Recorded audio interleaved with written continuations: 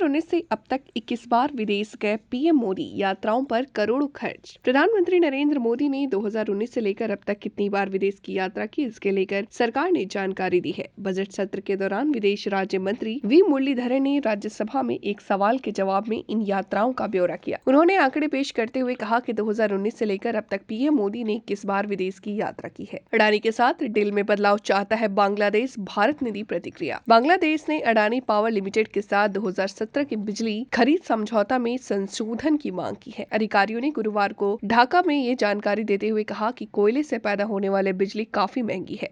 Bangladesh power development board बीपीडीसी के एक अधिकारी के नाम न छापने की शर्त पर कहा कि हमने समझौता में संशोधन के लिए भारतीय कंपनी से संपर्क किया है। उन्होंने इस बारे में ज्यादा ब्यौरा नहीं दिया। सेना को हथियार और बारूद सप्लाई करने वाली सोलर इंडस्ट्रीज का डेटा हैक। महाराष्ट्र के नागपुर की सोलर इंडस्ट्रीज लिमिटेड कंपनी पर साइबर अटैक हुआ है। इस कंपनी के इंपोर्टेड डेटा हैक कर लिए गए हैं। गौर करने वाली बात यह है कि कंपनी भारतीय सेना और रक्षा क्षेत्र को हथियार और बारूद सप्लाई करने वाली कंपनियों में से एक है। इस साइबर अटैक के बाद बताया जा रहा है कि कंपनी से जुड़ी संवेदनशील डेटा ऑनलाइन बाजार से सेल के लिए रख दिए गए हैं। हैकर का दावा है कि उसने कंपनी के नागपुर सर्वर से 2 टीबी डेटा चुरा लिया है। अडानी पर विपक्ष की 3 मांगे, पार्लियामेंट में भी हंगामा। कांग्रेस ने अडानी मामले को लेकर गुरुवार को मांग की है कि सुप्रीम कोर्ट के चीफ जस्टिस की देखरेख में इसे पूरे मामले की जांच की जाए। इसके साथ ही उसकी रिपोर्ट प्रतिदिन सार्वजनिक की जाए और इस प्रकरण को लेकर संयुक्त संसदीय समिति का गठन हो। मुख्य विपक्षी दल ने भी ये कहा है कि सार्वजनिक बैंकों और एलआईसी का अडानी समूह में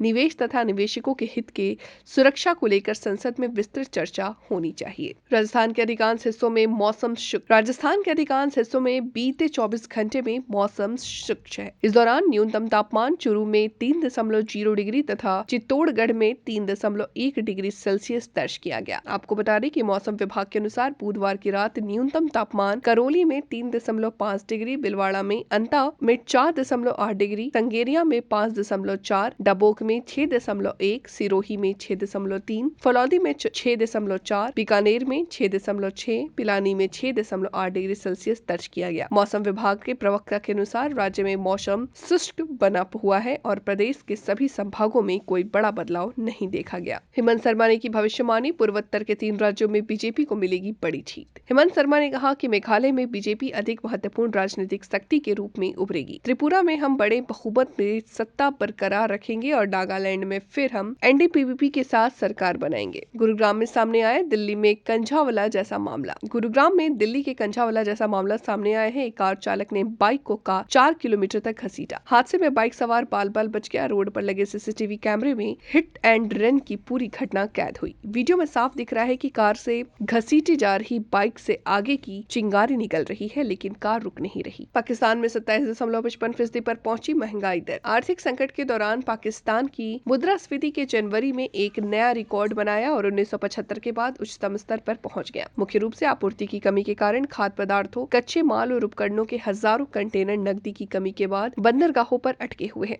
देश में डॉलर की कमी के कारण सरकार ने आयात में कटौती की है। बीबीसी डॉक्यूमेंट्री पर आज एससी में सुनवाई। बीबीसी डॉक्यूमेंट्री पर दाखिल याचिकाओं पर आज सुनवाई हो सकती है। सुप्रीम कोर्ट ने गुरुवार को हिंदू सेना के अध्यक्ष विष्णु गुप्ता और एक किसान वीरेंद्र कुमार सिंह की याचिका पर सुनवाई की। इस याचिका में बीबीसी द्वारा गुजरात दंगों से संबंधित डॉक्यूमेंट्री और उसके कर्मचारियों के खिलाफ जांच की मांग की गई है। तालिबान ने भारतीय बजट 2023 का किया स्वागत। तालिबान ने गुरुवार को भारत के केंद्रीय बजट 2023-24 का स्वागत किया और कहा कि अफगानिस्तान के लिए भारत द्वारा की गई सहायता की घोषणा से दोनों देशों के बीच संबंधों और विश्वास को बेहतर बनाने में मदद मिलेगी।